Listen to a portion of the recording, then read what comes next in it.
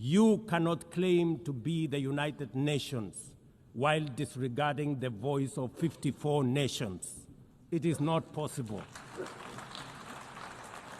Africa is no longer willing to wait on the margins of global governance while decisions about peace, security, and development are made without our understanding, without our perspectives, and without our voice.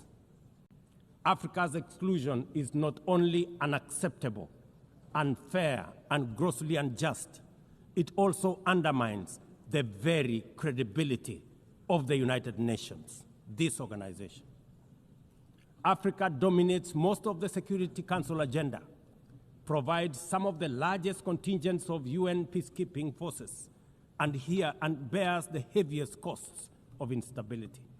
Yet we remain the only continent without a permanent seat at the main table where decisions about our destiny are made. Africa deserves, ladies and gentlemen, at the very least, 2 permanent seats with full rights, including the right to veto, and 2 additional non-permanent seats on the United Nations Security Council. The world must understand that reforming the Security Council is not a favor to Africa or to anybody. It is a necessity for the United Nations' own survival. If the United Nations is to remain relevant in this century, it must reflect. Mr. President, yes. 80 years, yes. We still have no voice yes. at the Council. What is your word? And that is why we have insisted that the reform of the UN is no longer about if, but it is when, and that when is now.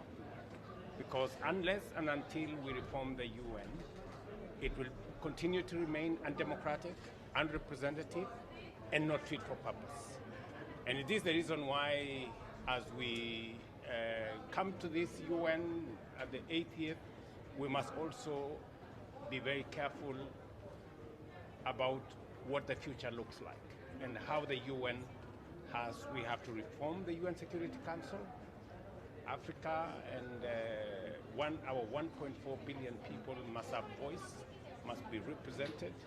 We must reform the international financial architecture so that it represents more, it becomes more representative. We have greater voice, we have greater say, we have greater representation, so that we can deal with the challenges of the world in a manner that respects the views and perspectives